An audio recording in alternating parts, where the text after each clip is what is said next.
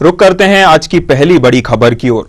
लोकसभा चुनाव को लेकर भारतीय जनता पार्टी ने सस्पेंस खत्म करते हुए प्रत्याशियों की 10वीं सूची जारी कर दी है, जहां भाजपा की सूची में उत्तर प्रदेश से कुल 7 उम्मीदवारों का ऐलान किया गया है। यहां मैनपुरी से जयवीर सिंह ठाकुर, कौशाम्बी से विनोद सोनकर, फूलपुर से प्रवीण पटेल, इलाहाबाद से नीरज त्रिपाठी को उम्मीदवार बनाया गया है। इसी के साथ ही बलिया से नीरज शेखर, मछली शहर से वीपी सरोज और गाजीपुर से पारसनाथ राय को प्रत्याशी घोषित किया गया है।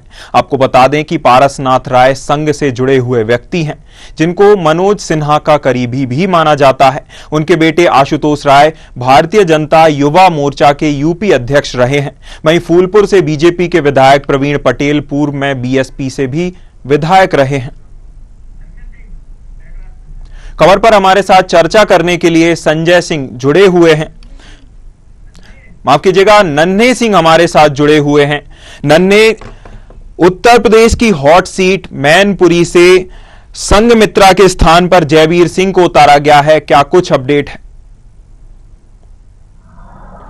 जी बताना चाह रहे हैं, जिस तरह से मैनपुरी से डिम्पल यादव के खिलाफ जयवीर सिंह को टिकट दिया गया। जयवीर सिंह इलाहाबाद से ही वहां से विधायक और इस समय मंत्री है भाजपा सरकार में, और वो जो है वहाँ के क्षेत्रीय कद्दावर नेता है। दूसरी चीज बात किया जाए प्रयागराज, और इस समय नीरज शेखर जो कद्दावर नेता रह चुके केसरी नाथ त्रिपाठी, इसके पहले शासक से विधायक और भाजपा के प्रदेश अध्यक्ष, और 2 बार से 3 बार लगातार कैबिनेट मंत्री भाजपा के प्रदेश अध्यक्ष के साथ साथ ये जो है केसरी नाथ त्रिपाठी विधानसभा के अध्यक्ष भी रहे। उनको जो है जाता विधानसभा कानूनी जाता भी कहा जाता था, और इस समय वो जो है इनकी मृत्यु हो चुकी है। उनके बेटे नीरज शेखर को टिकट दिया गया है। और दूसरी चीज बात किया जाए फूलपुर से यहाँ से विधायक है प्रवीण पटेल जो है इससे पहले बसपा के विधायक थे, उसके बाद जो है ये तीसरी बार लगातार विधायक है ये। और प्रवीण पटेल, यहाँ पटेलों का वोटों का ध्रुवीकरण ना हो, इसलिए पटेल बहुल स्थानीय नेताओं को इस बार भाजपा ने तवज्जो दी है। जिस तरह नीरज शेखर का जो है यहाँ से ही प्रयागराज से महाधिवक्ता, इतना हाईकोर्ट से महाधिवक्ता भी है। इनके जो है लोकल होने की वजह से क्षेत्रीय बाहरी का जो मुद्दा था वो इस बार नहीं रहेगा। जिस तरह देखने को ये मिलता है प्रयागराज में जो दोनों सीटें हैं, बात की जाए फूलपुर में पटेल बाहुल होने की वजह, जिससे पहले यहाँ केसरी देवी पटेल जो महिला थी उनका जो है टिकट काट दिया गया है, और इलाहाबाद से रीता बहुगुणा जोशी का टिकट काट दिया गया। दोनों महिलाओं के जगह 2 नए प्रत्याशियों को जो है मौका दिया गया है, जो वर्तमान एक विधायक है, एक महाधिवक्ता है, और पूर्व राज्यपाल केसरी नाथ त्रिपाठी के पुत्र है नीरज त्रिपाठी। और बात किया जाए बीपी सरोज, मछली शहर जौनपुर से है, इनको इस बार टिकट दिया जा रहा है। दूसरे चीज कौशाम्बी पड़ता है, इलाहाबाद से सटा हुआ कौशाम्बी बानर है, विनोद सोनकर इससे पहले भी सांसद अभी भी है, और इनको फिर से टिकट दिया गया है। जो काफी पकड़ जनता में है और क्षेत्रीय भी है, और लगातार जो सुर्खियों में बने रहते हैं। इस बार भी उनका जो है फिर से भाजपा ने विश्वास किया। और बात की जाए गाजीपुर की, गाजीपुर जो हाथ सीट थी, मनोज सिन्हा काफी प्रयास कर रहे थे अपने पुत्र के लिए या खुद लड़ने के लिए, लेकिन वो इस समय उपराज्यपाल है, और उनका जो है टिकट न मिलने की वजह से उनके बेटे को भी टिकट नहीं मिला। वहाँ जिस तरह से गाजीपुर में जो टिकट मिला वो भी क्षेत्रीय है, और अभी कोई विधायक किसी पद पे न रहे हैं। वो जो है ये कार्यकर्ता और संगठन से उनके पुत्र जो है भाजपा युवा मोर्चा के प्रदेश अध्यक्ष भी रह चुके हैं। बात की जाए भदोही, इलाहाबाद, मिर्जापुर, बुंदेलखंड और पूर्वांचल की जो 12 सीटें बची हुई थी, आज 7 सीटों का ऐलान हो गया। 4 सीटों के साथ साथ भारतीय जनता पार्टी अपने चुनावी मैदान में आ गई है। जिस तरह बात किया जाए कई हाथ सीटें हैं जिसमें जो टिकट काट कर नए उम्मीदवारों को जो है प्रत्याशी बनाया गया है, जो क्षेत्रीय है। बाहरी को इस बार जो है काफी बचाव किया गया। बात किया जाए नीरज, जिस तरह से बलिया में इससे पहले वीरेंद्र सिंह मस्त थे जो भदोही इलाहाबाद से बॉर्डर के भदोही से सांसद थे, उनका यहाँ टिकट काटते हुए वहाँ भदोही ये जो है वहाँ पे चुनाव लड़े, लेकिन इस बार भी उनका वहाँ से बलिया से टिकट कट गया। वहाँ से पूर्व प्रधानमंत्री के पुत्र है जो है नीरज शेखर, उनको जो है टिकट दिया गया है। बात की जाए इस बार जो क्षेत्रीय बनाम भारी का जो भाजपा युवा जो मुद्दा था वो इस बार समाप्त होती नजर आ रही है। नन्हे, गाजीपुर से माफिया डॉन मुख्तार अंसारी की निधन के बाद, उसकी मौत के बाद वहीं से संघ से जुड़े हुए व्यक्ति को टिकट दिया गया है। भारतीय जनता पार्टी क्या संदेश देना चाहती है? नन्हे बात की जाए गाजीपुर की, गाजीपुर जो क्षेत्रीय बात किया जाए, जिस तरह से क्षेत्रीय है वो अभी तक किसी पद पे ना रहा हो, विधायक ना हो, और उसके बावजूद आरएसएस और संघ के जिस तरह से वो बड़े नेता, बड़े चेहरे हैं, और युवा मोर्चा, उनके पुत्र भाजपा युवा मोर्चा जिसमें प्रदेश के सदस्य हैं, और जिस तरह से उनका संगठन में मजबूती के साथ उनका कई कार्यक्रमों में जो है संगठन में भाग लेते रहते हैं। और बात की जाए वो क्षेत्रीय है और काफी अनुभवी है, संगठन का उनको अच्छा नॉलेज है, संगठन में काम कर चुके हैं, और राजनीति में अभी किसी विधानसभा या लोकसभा में चुनाव नहीं लड़े हैं, लेकिन हार की बात की जाए गाजीपुर की हार सीट है, और यहाँ चुनाव लड़ना आसान नहीं है इनको। और वहाँ से जो है अफजाल अंसारी का, क्योंकि मनोज सिन्हा से पहले उन्होंने चुनाव हरा टिकट गया, और गाजीपुर जो है काफी अभी हाल ही में मुख्तार अंसारी, उनके अफजाल अंसारी के भाई की जो है मृत्यु हो चुकी है। और बात की जाए वहाँ पे गाजीपुर में, वहाँ जो है समीकरण जो जिस तरह से देखा जाए समीकरण, पूर्वांचल में जाति समीकरण काम करता है, जाति समीकरण की बात की जाए वहाँ मुसलमान और यादव और अन्य जातियों की जो पिछड़ी जातियां है वहाँ काफी संख्या में है, और अफजाल और मुख्तार अंसारी जो है करीब करीब 8-10 जनपदों में उनका जो है काफी वर्चस्व है, उनकी जो है पकड़ मानी जाती है, और गाजीपुर में उनका लोकसभा चुनाव में काफी आसान नहीं होगी चुनाव, क्योंकि दिलचस्प है यहाँ पे। और इस बार मुख्तार की हत्या के बाद वहाँ के लोग जो है मुख्तार अंसारी के भाई अफजाल अंसारी को किस तरह से देखा जाएगा कि मौका देते हैं या फिर जो है संघ के आदमी को चुनाव जिताते हैं। जी बिल्कुल, धन्यवाद आपका नन्हे, हमारे साथ जुड़ने के लिए, हमारे साथ चर्चा करने के लिए। तो रुक करेंगे, अगली खबर की ओर बढ़ेंगे। शराब नीति घोटाले में 21 मार्च को हुई मुख्यमंत्री अरविंद केजरीवाल की गिरफ्तारी को लेकर दिल्ली हाईकोर्ट ने मंगलवार को सही ठहराया। इस फैसले के खिलाफ केजरीवाल सुप्रीम कोर्ट पहुंच गए। केजरीवाल की ओर से एडवोकेट अभिषेक मनु सिंघवी ने कहा कि याचिका दिल्ली के मुख्यमंत्री के संबंध में है और अर्जेंट है। इसी के साथ सिंघवी ने गिरफ्तारी के दस्तावेजों पर सवाल उठाते हुए कहा कि दस्तावेजों पर भरोसा नहीं किया जा सकता। याचिका पर सीजेआई ने तत्काल सुनवाई से इनकार कर दिया है। आपको बता दें कि सुप्रीम कोर्ट ने केजरीवाल को झटका देते हुए 1 हफ्ते इंतजार करने को कहा है। फिलहाल सुप्रीम कोर्ट ने मामले पर किसी प्रकार की कोई टिप्पणी नहीं की है। वहीं केजरीवाल के सीएम पद से हटाए जाने को लेकर भाजपा कार्यकर्ताओं ने आज विरोध प्रदर्शन किया, जहां पुलिस ने भीड़ को तितर-बितर करने के लिए वाटर कैनन का उपयोग किया है। आज की ये प्रेस वार्ता बहुत महत्वपूर्ण है, इसलिए कि कैसे एक 3 बार से निर्वाचित, प्रचंड बहुमत से निर्वाचित दिल्ली के मुख्यमंत्री को देश की मोदी सरकार जेल में हिटलर शाही की तरह रखना चाहती है। हिटलर शाही के नियम लागू करके रखना चाहती है। दिल्ली की तिहाड़ जेल को गैस चैम्बर में तब्दील करना चाहती है। जो न्यूनतम मानव अधिकार है किसी व्यक्ति के, जो न्यूनतम अधिकार बड़े से बड़े अधिकारियों को, अपराधियों को भी दिए गए हैं, बड़े से बड़े खूंखार अपराधियों को भी दिए गए हैं। अपने परिवार से बात कर सकते हैं, अपने वकीलों से भी बात कर सकते हैं। वो अधिकार भी नरेंद्र मोदी जी छीन रहे हैं।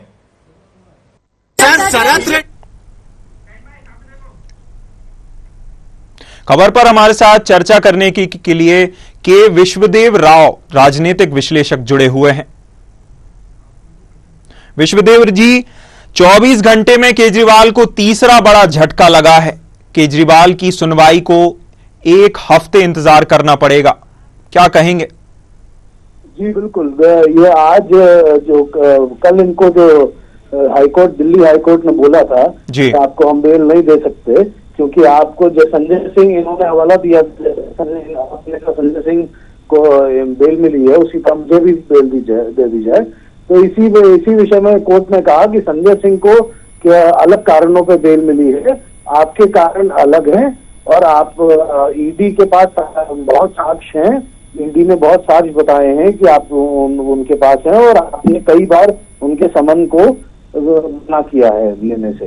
एक चीज और जोड़ दूं इसमें कि एक याचिका और जी, आप विधायक संदीप हैं, उन्होंने एक याचिका दाखिल करी थी जिसमें सुप्रीम कोर्ट ने कहा है कि वो याचिका हम खारिज करते हैं। उसमें कहा गया था कि अरविंद केजरीवाल को मुख्यमंत्री पद से हटा दिया जाए क्योंकि वो जेल में है। तो इसमें साफ साफ कोर्ट ने कहा है कि ये हमारा राजनीतिक मुद्दा नहीं है, कोर्ट और राजनीति को अलग अलग रखा जाए, इसका फैसला एलजी करेंगे।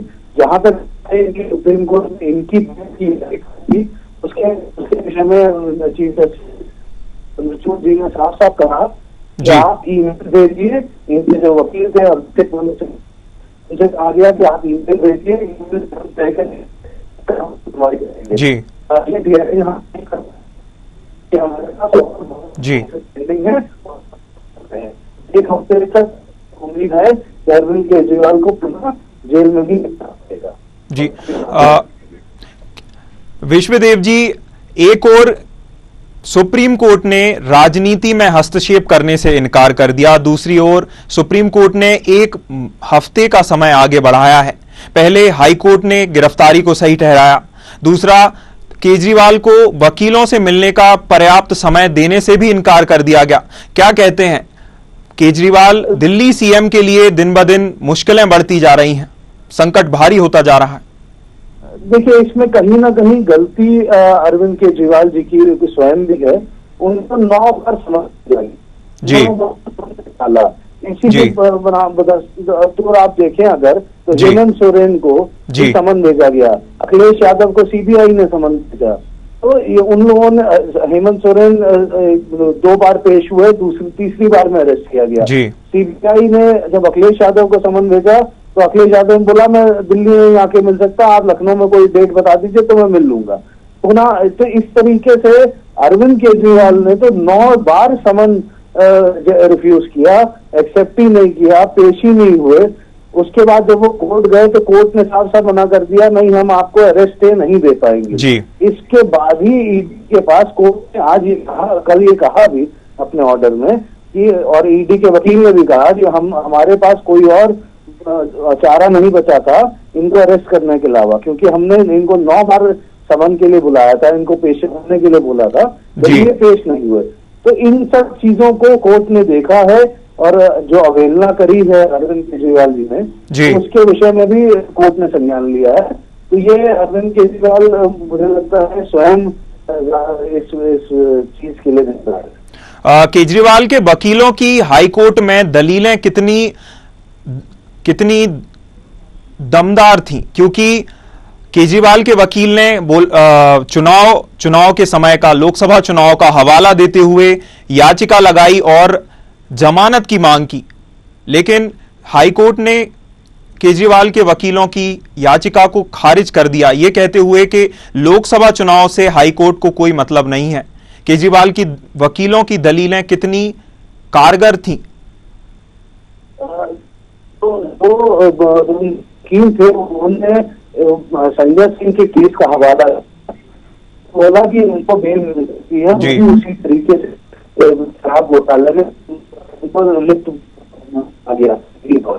लेकिन उस कोर्ट ने साफ साफ कहा कि वो उनके ऊपर अलग चीजों पे केस दर्ज था, आपके ऊपर जो दर्ज है वो आपने प्लानिंग करी है, षड्यंत्र किया है और आप शामिल हैं इस पूरे घोटाले में। इस वजह से उनके ऊपर तो सिर्फ पैसे के लेन देन का आरोप था, इनके ऊपर तो घोटाले में शामिल होने का आरोप है। तो दोनों चीजों को अलग अलग देखा जाएगा और इनको इसीलिए बेल नहीं मिल सकती क्योंकि इनके लिए जो साक्ष्य ईडी ने पेश किए हैं वो इनको संलिप्त दिखाते हैं। तो ईडी को समय देना जाता है, इस वजह से इनके वकीलों की दलील को खारिज किया गया। जी बिल्कुल। सुप्रीम कोर्ट जो अगला फैसला लेगा वो तो एक हफ्ते बाद लेगा। फिलहाल एक हफ्ते के लिए सीएम अरविंद केजरीवाल को जेल में ही रहना पड़ेगा। बहुत धन्यवाद के विश्वदेव आपका अहम जानकारी के लिए हमारे साथ चर्चा करने के लिए। रुक करेंगे, अगली खबर की ओर बढ़ेंगे। लोकसभा चुनाव से पहले मतदाताओं को लुभाने के लिए राजनीतिक दल अपना घोषणा पत्र जारी कर रहे हैं। जहां सपा ने विजन डॉक्यूमेंट के नाम से घोषणा पत्र जारी किया, जिसमें मुख्य रूप से 2025 तक जनगणना, फ्री शिक्षा, साथ ही सभी रिक्त पड़ी सरकारी नौकरियों को भरने की बात कही गई है। साथ ही महिलाओं को 33% आरक्षण, 2029 तक सबको न्याय का वादा किया गया। इसके साथ ही किसानों से कर्ज माफी और मजदूरी बढ़ाकर 450 रुपए करने का भी वादा किया गया। वहीं घोषणा पत्र जारी करते हुए अखिलेश यादव ने सामाजिक न्याय, लोकतंत्र को बचाने का अधिकार और मीडिया की आजादी के अधिकार की भी बात कही है। खबर पर हमारे साथ चर्चा करने के लिए अनूप मिश्रा जुड़े हुए हैं। अनूप, सपा ने घोषणा पत्र जारी कर दिया है, विजन डॉक्यूमेंट जारी किया है, क्या लगता है लुभा पाएगा जनता को? जब जैसे जैसे लोकसभा चुनाव के जो चरण है वो बढ़ते जा रहे हैं, लगभग सभी राजनीतिक दल अपने घोषणा पत्र मैनिफेस्टो जारी कर रहे हैं। अभी जल्द ही जो है कांग्रेस ने अपना मैनिफेस्टो जारी किया था। आज समाजवादी पार्टी ने 2024 के अपना घोषणा पत्र जारी किया है, जिसमें बताया उन्होंने कि 2025 तक हम जनगणना कराएंगे और 2029 तक सबको न्याय, फ्री शिक्षा, महिलाओं को 33% आरक्षण, और साथ ही आपको बता दें कि सबसे ज्यादा उन्होंने जो महत्वपूर्ण घोषणा की है वो सभी रिक्त पड़ी सरकारी नौकरियों के भरने की बात कही है। वहीं किसानों को कर्ज माफी का वादा किया है, साथ ही मनरेगा की मजदूरी 450 रुपए करने के लिए किया है, और साथ में 150 दिन का काम देने का ऐलान किया है। तो इस तरीके से मुख्यमंत्री इस तरीके अखिलेश यादव ने जो है कई मायनों में एक लोक लुभावनी घोषणा पत्र जारी किया है। आपको बता दें इसमें जो मुख्य रूप से जो बिंदु हैं उसमें 2025 तक जाति जनगणना, बेटियों को पीजी तक मुफ्त शिक्षा, गरीब महिलाओं को 3000 रुपए पेंशन, ये एक बड़ी बात कही उन्होंने। सांसद के महिलाओं को 33% आरक्षण है, साथ साथ में युवाओं को लैपटॉप जो कि उनकी पुरानी योजना थी, साथ साथ में आपको बता दें छोटे और सीमांत किसानों के 5000 रुपए महीना पेंशन देने की घोषणा की है। अभी तक केंद्र की सरकार 6000 रुपए करीब करीब 2000 रुपए महीने के हिसाब से देता है। अब छोटे सीमांत किसानों को जो समाजवादी पार्टी ने घोषणा पत्र जारी किया है उसमें 5000 रुपए महीने कर दिया है। इसके साथ साथ में सभी किसानों को साल के अंत तक कर्ज माफ किए जाएंगे। साथ साथ में गेहूं की जगह आटा दिया जाएगा और दाता भी फ्री में दिया जाएगा। तो इस तरीके से कह सकते हैं जो समाजवादी पार्टी का जो घोषणा पत्र है वो पूर्ण रूप से रेवड़ी आधारित घोषणा पत्र कह सकते हैं, और साथ साथ में आपको बताते लोक लुभावन वादों से भरा पड़ा हुआ है। साथ ही जो और चीजें इन्होंने मुख्य रूप से मैं बता दूं आपको कि भूमिहीन किसानों समेत सभी कृषि किसान जो ऋण है वो माफ कर दिए जाएंगे, ये भी है, मुफ्त सिंचाई है। इसके साथ साथ में आपको बता दें कि जो गन्ना किसानों को है जो उनका पैसा है उस पे जो है उसको समय से भुगतान किया जाएगा। तो इस तरीके से जो समाजवादी पार्टी का जो घोषणा पत्र आया है वो पूर्ण रूप से लोक लुभावन कह सकते हैं, और साथ साथ में जो है चुनावी दृष्टिकोण से, पूर्ण रूप से चुनावी दृष्टिकोण से जो ये समाजवादी पार्टी का घोषणा पत्र है, जिसमें जो है बहुत सारे वादे किए हैं। अब कितने वादे पूरे होते हैं तो समय बताएगा, लेकिन आपको ये बता दें कि ये जो वादे हैं भारी भरकम वादे हैं, और इससे कहीं न कहीं देखा जाए तो राजस्व पे काफी बड़ा बोझ पड़ सकता है। तो अब इस तरीके से देखा जाए कि इस पे इनको किस तरीके से पूरा करेंगे ये तो समय बताएगा, सरकार बनेगी नहीं बनेगी वो तो बात की बात है। लेकिन अभी जो घोषणा पत्र है उसमें लोक लुभावन घोषणा पत्र ही नजर आ रहा है। जी बिल्कुल, लोक लुभावन वादे करके जनता को लुभाने का प्रयास किया गया है। बहुत धन्यवाद अनूप, हमसे जुड़ने के लिए, हमारे साथ चर्चा करने के लिए। रुक करेंगे, अगली खबर की ओर बढ़ेंगे।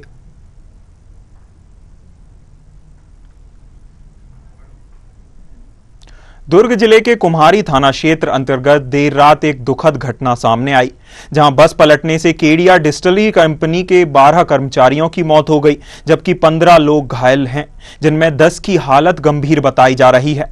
आपको बता दें कि मृतकों में 3 महिलाएं भी शामिल हैं। प्रदेश के मुख्यमंत्री सीएम विष्णुदेव साय ने अस्पताल पहुंचकर घायलों का हालचाल जाना। बता दें कि केडिया डिस्टिलरी ने मृतकों के आश्रितों को 10-10 लाख रुपए, एक सदस्य को नौकरी और घायलों के पूरे इलाज का खर्च उठाने की बात कही है।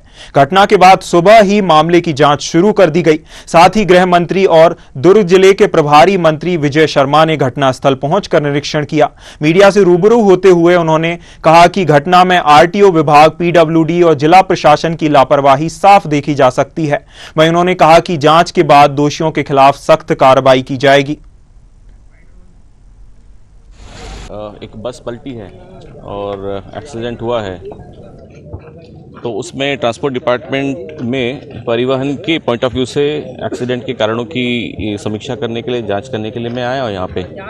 और जो जानकारी परिस्थितियाँ जैसे मैं देख रहा हूँ, तो दुर्घटना के कारण की सभी संभावित तथ्यों को हम लोग फाइंड आउट करने की कोशिश कर रहे हैं। सब स्टेबल है और मुख्य के ड्राइवर है। पहले दूसरी सूचना थी, अभी वो पता चला कि ड्राइवर है वो, उनसे बात भी हुई मेरी। तो वापस आते समय वो बता रहे थे कि बस का लाइट बंद हो गया, उन्होंने ब्रेक लगाया तो शायद रोड की वजह से या जैसे भी ये हादसा हुआ।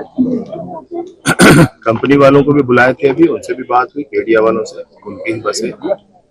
आरटीओ वालों को भी बुलाए थे, उनसे भी बात हुई। तो अभी इसका इंश्योरेंस तो बस का है और फिटनेस भी है।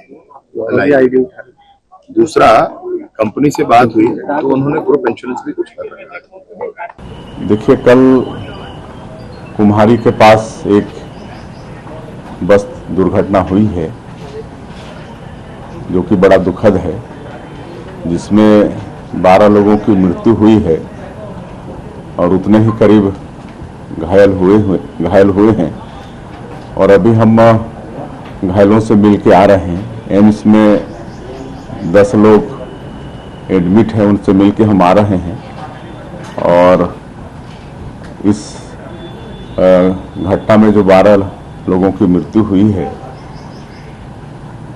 उनके प्रति, उनके परिवार के प्रति संवेदना हम व्यक्त करते हैं। कंपनी मृतक परिवार को 10 लाख मुआवजा दे रहा है और एक नौकरी भी देगा मृतक परिवार को।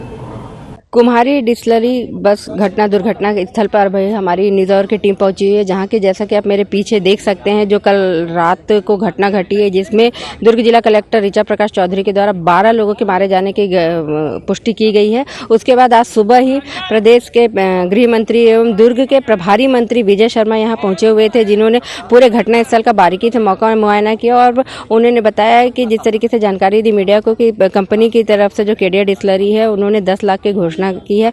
वहीं इस रास्ते को जैसा कि आप मेरे पीछे देख सकते हैं, जिससे कि ये बस होकर के गुजर रही थी, जिसमें सुरक्षा का कोई इंतजाम नहीं है, लाइट नहीं है। सामने वो बस आप देख रहे हैं, आरटीओ के अधिकारी उसकी जांच में लगे हुए हैं।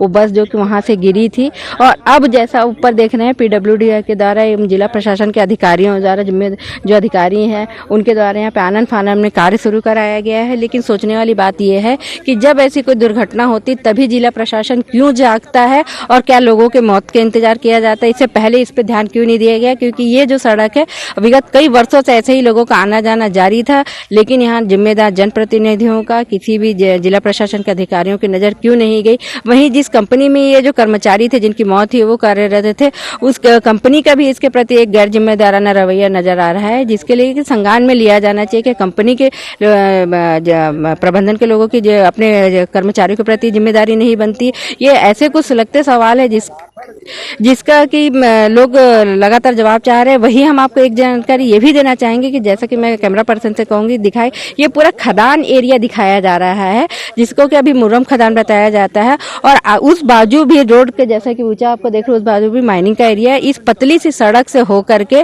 वो बस गुजर रही थी, जहाँ ओवरटेक के चक्कर में पूरा मामला, ये दुर्घटना हुआ है। वहीं इस दुर्ग जिले में खनिज विभाग क्या लगातार सोया थे, उसको इस स्थल की जानकारी नहीं थी। वो घटना दुर्घटना होने का इंतजार कर रहा था, जो कि इतनी बड़ी दुर्घटना घट गई। वहीं पे खनिज विभाग के द्वारा क्या इस एरिया को कभी भी संज्ञान में नहीं लिया गया, एक बहुत बड़ा सवाल है जिसको कि जिला प्रशासन को ध्यान देना चाहिए। वहीं प्रदेश के मंत्रियों सहित जनप्रतिनिधियों सहित इस मामले को संज्ञान में लिया जाना चाहिए, ताकि भविष्य में ऐसी कोई घटना न घटे जिससे लोगों को, आम जनमानस को अपने चहेतों की जान कर गवा करके इस तरीके की दोबारा ऐसी त्रासदी न झेलना पड़े। इसके लिए लगातार प्रयास जिला प्रशासन से जनप्रतिनिधियों को करना होगा ताकि भविष्य में ऐसी घटना न घट सके। न्यूज़ आवर के लिए दुर्ग से मैं संध्या।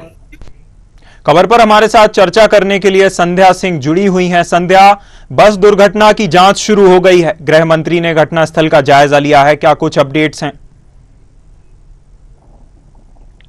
जी अभिनंदन, आपको बताना चाहूंगी कि ये जो पूरे मार्मिक घटना हुई है जिसमें 12 लोगों की मौत हो चुकी है, जिसमें यह घटना इतनी ज्यादा मार्मिक है कि प्रदेश के मुख्यमंत्री सहित देश के प्रधानमंत्री, राष्ट्रपति तक ने अपनी शोक संवेदनाएं जाहिर की हैं और लगातार इस पे अपडेट के साथ हम बने हुए हैं। आपको बता दें कि इस मामले को लेकर लगातार जिला प्रशासन सहित जनप्रतिनिधियों का जमावड़ा उस जगह पर लगा हुआ है और लोग लगातार उस घटना स्थल का मुआयना कर रहे हैं।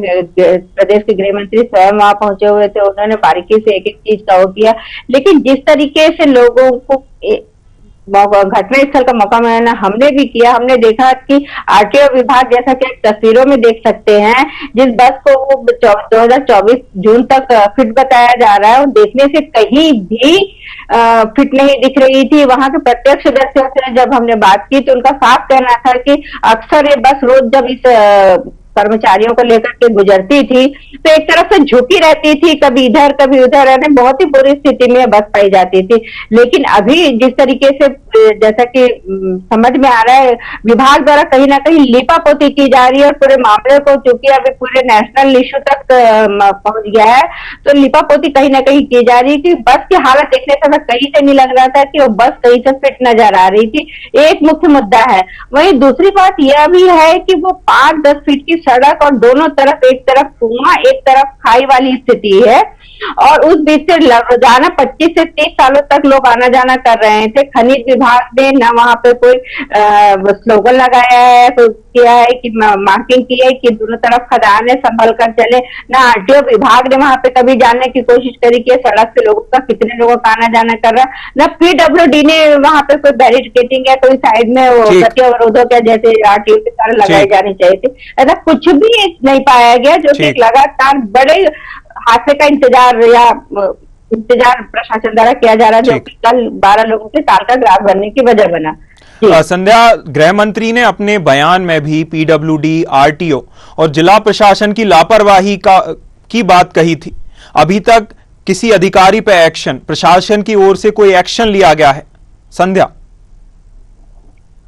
जी, अभी तक तो ऐसी कोई जानकारी नहीं आ रही है कि किसी भी विभाग के अधिकारियों के खिलाफ कोई कार्रवाई की गई हो, लेकिन जिस तरीके से दबाव बढ़ रहा है, अधिकारियों लगातार घटनास्थल पर बने हुए हैं और मौके की नजाकत को देखते हुए लगातार वे अपनी सफाई रख रहे हैं, लेकिन सरकार की तरफ से ऐसे कोई एक्शन इस विभाग, जो कि खास करके पीडब्ल्यूडी, खनिज विभाग और आरटीओ विभाग के ऊपर कोई कार्रवाई नहीं की गई है अभी तक।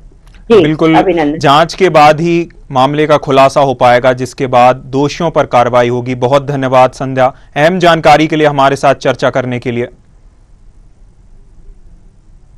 4 बजे की 4 बड़ी खबरों में फिलहाल के लिए इतना ही। न्यूज़ आवर पर खबरों का सिलसिला लगातार जारी है। नमस्कार।